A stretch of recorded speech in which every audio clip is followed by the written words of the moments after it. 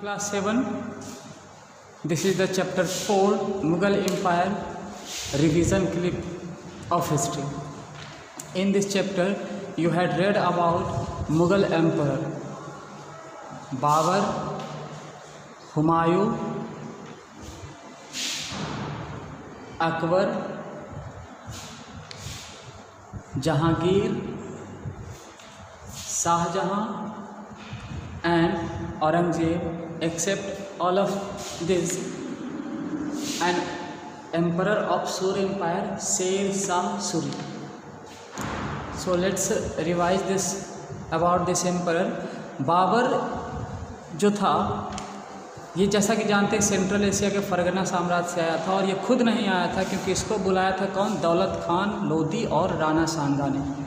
और ये इंडिया के ऊपर 1526 में हमला किया इब्राहिम लोधी के अगेंस्ट, जिसे फर्स्ट बैटल ऑफ पानीपत का नाम दिया गया। फिर उसके बाद जब यहाँ आया तो वो खुद शासन करने लगा, तो राणा सांगा और अफगान चिफ से इसने युद्ध किया। राणा सांगा से जो युद्ध किया उसे बैटल ऑफ खानवा कहा गया 1527 में, और अफगान चिफ से जो युद्ध किया उसे कहा गया बैटल ऑफ घाघरा 1529 में। तो इन सारी चीज़ों के बारे में हमें जानकारी मिलती है उसके खुद की ऑटोबायोग्राफी से, क्योंकि वो बहुत बड़ा विद्वान था और अपना ऑटोबायोग्राफी खुद लिखा था बाबर नाम।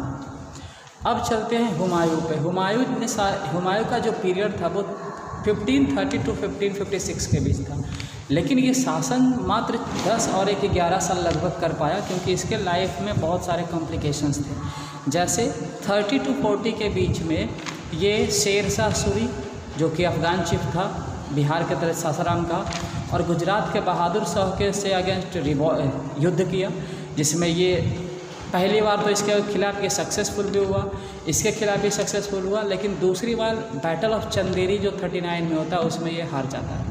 हारने के बाद 40 से 45 सेकेंड फेज में ये क्या करता है? सिंध, राजस्थान, प्रसिया जैसे देशों में भागता फिरता है। फिर 45 से 55 के बीच में ये वापस अपने टेरिटरीज को कब्जे में लेना शुरू करता है और काबुल को अपना बेस बनाता है, और 1555 टू 56 में ये वापस दिल्ली पे अपना शासन स्थापित करता है।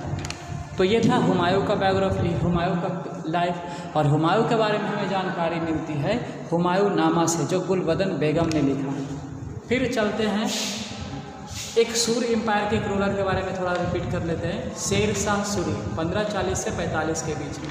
इसका बचपन का नाम फरीद खां, और ये शासन जब बना तो ये ज़्यादा फेमस हुआ अपने एडमिनिस्ट्रेटिव सिस्टम के कारण, क्योंकि इसने क्या किया, अपने एम्पायर के अंदर ट्रेड को इम्पोर्टेंस दिया, जिसकी वजह से इसने जीटी रोड बनवाया पेशावर तक, कलकत्ता बंगाल से पेशावर तक, और बहुत सारे रोड बनवाए, सराय बनवाए, और व्यापार अच्छा चल सके इसलिए करेंसी रुपया भी इंट्रोड्यूस इसने किया। यही वजह से ये फेमस हुआ। फिर उसके बाद हुमायूं के बाद तीसरा मुग़ल रूलर है अकबर। ये सबसे इम्पॉर्टेंट है और सबसे ज़्यादा एफिशिएंट भी, 56 टू 1605 के बीच का पीरियड। इसके बारे में जानकारी हमें मिलती है अकबरनामा से और आईने अकबरी से, दोनों अलग अलग है। तो इसकी लाइफ की शुरुआत होती है सेकेंड बैटल ऑफ पानीपत से 1556 में, जब ये 13 साल के उम्र का था अकबर, तब की बात है। इसके सपोर्टर था बैरम खाई, समझ लो इसका प्राइम मिनिस्टर था अकबर का, और इसी के सपोर्ट में इसने दिल्ली पे शासन कर रहा था हेमू, उसके अगेंस्ट युद्ध किया, और इस युद्ध में ये अकबर जीतता है और दिल्ली पे अपना एम्पायर स्थापित करता है। 4 साल तक बैरम खां के संरक्षण में ये शासन करता है, फिर खुद इंडिपेंडेंट होकर शासन करना शुरू करता है। तो वो क्या करता है, एक एक राज्यों को जीतता है, इंडियन स्टेट्स को। तो वो इंडियन स्टेट्स कौन कौन थे, ज़रा ध्यान से सुनिएगा।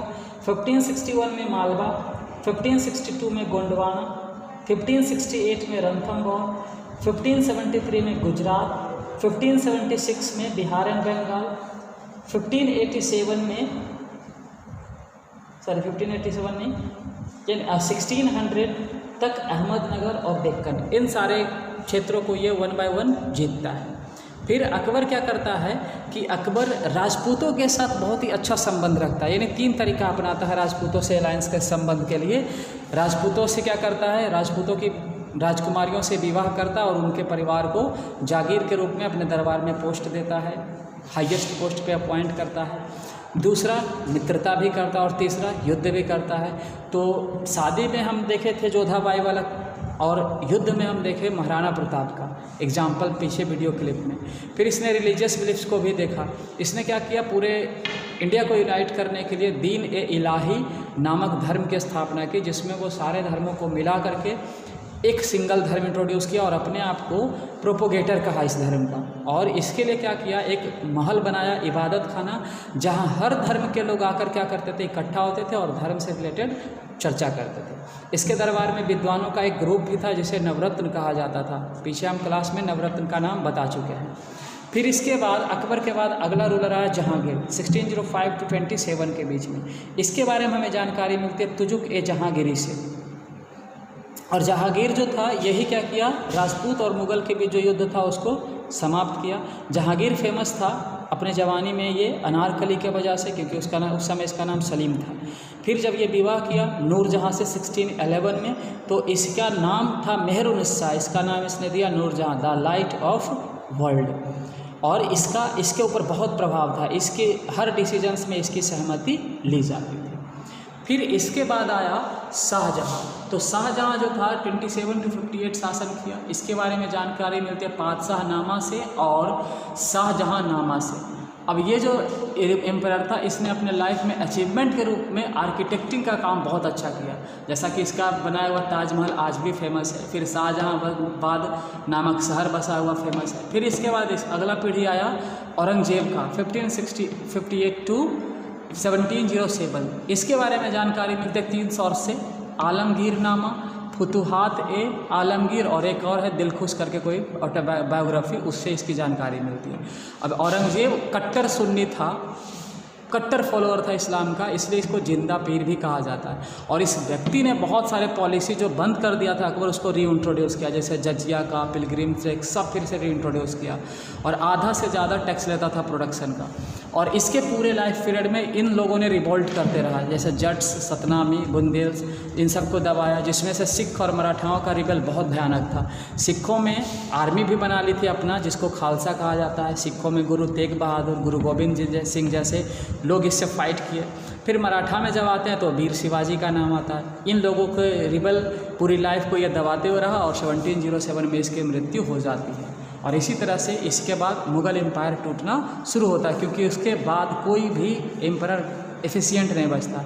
यानी मुग़ल एम्पायर का ये 6 रूलर को महान रूलर कहा जाता है, इसलिए इसको अर्ली मुग़ल पीरियड भी कहा जाता है। बाद के रूलर को लेदर मुग़ल पीरियड के नाम से जाना जाता है। तो इस तरह से आपका हिस्ट्री का चैप्टर 4 कंप्लीट हुआ। अब सिविक्स और ज्योग्राफी में फिर चलेंगे चैप्टर 3 में। That's all.